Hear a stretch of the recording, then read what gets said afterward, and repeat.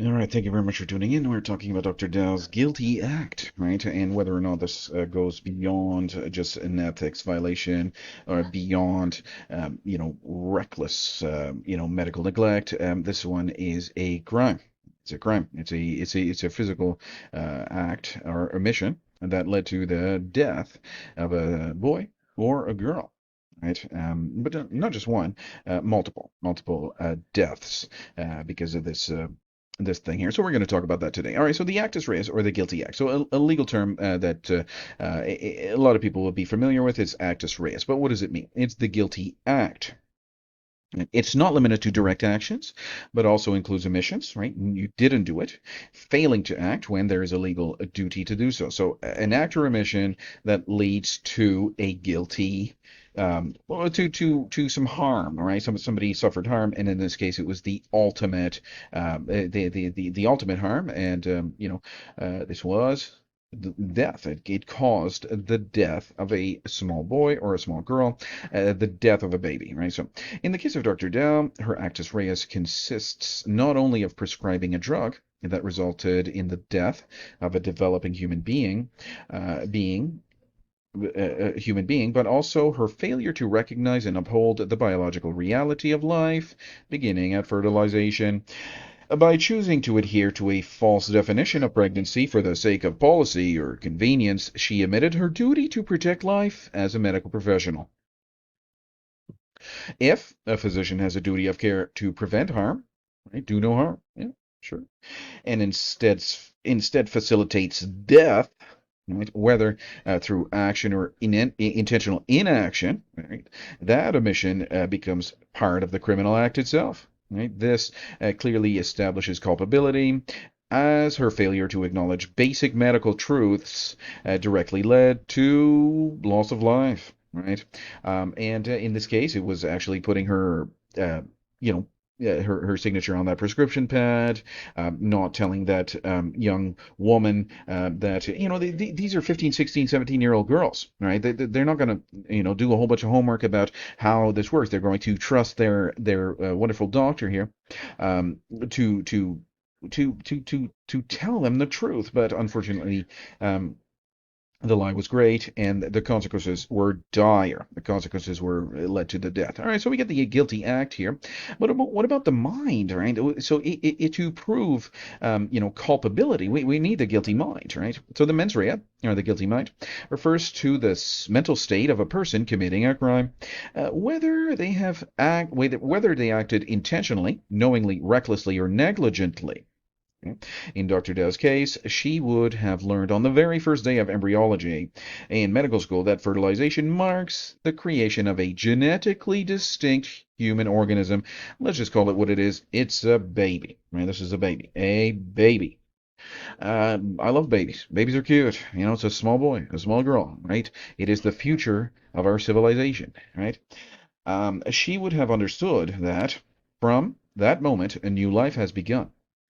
Yet at some point in her career, she either accepted or conformed to the idea that pregnancy begins at implantation, a claim made for policy reasons, not scientific accuracy. All right. So the question then is whether she is willfully ignorant or knowingly deceptive. Right. So it is difficult to imagine that a learned person trained in medicine could genuinely believe the falsehood that life does not begin at fertilization. Right? If she once knew the truth and later suppressed it, that would indicate knowledge and intent, and an essential component of mens rea, which is the mind, the guilty mind here. Mens rea means the guilty mind.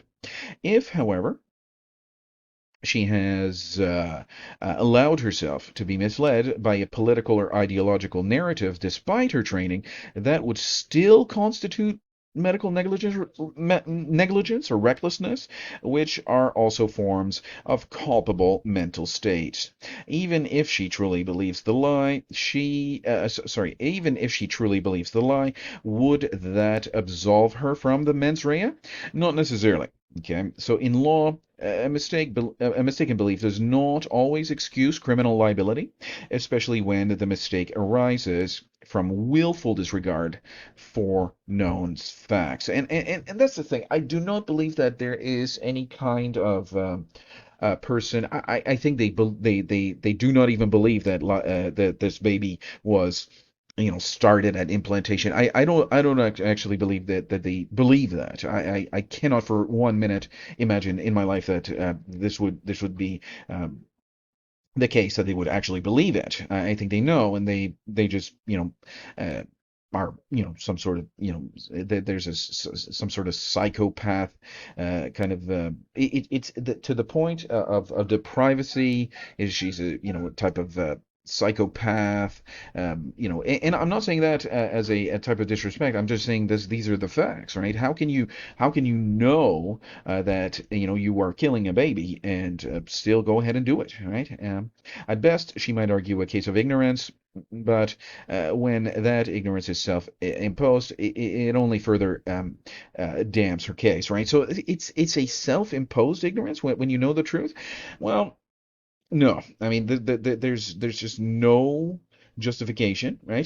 The only possible defense is that some sort of insanity plea or something like that. But a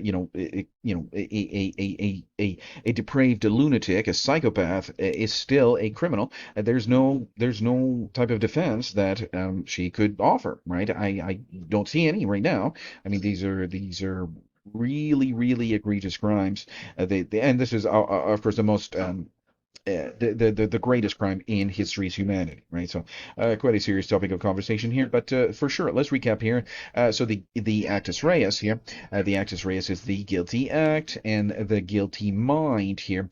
I would submit that this is inevitable, right? The guilty mind and the guilty act is certainly inevitable, and there is certainly some innocent victims of her act or omission, in addition to the first degree murder of these and the act of the first degree murder of these innocent small boys or small girls. It's hard to grapple with the what I'm actually saying in my own heart, right? I cannot even believe the things that are coming out of my mouth. Anyway, we gotta go. I'll see you.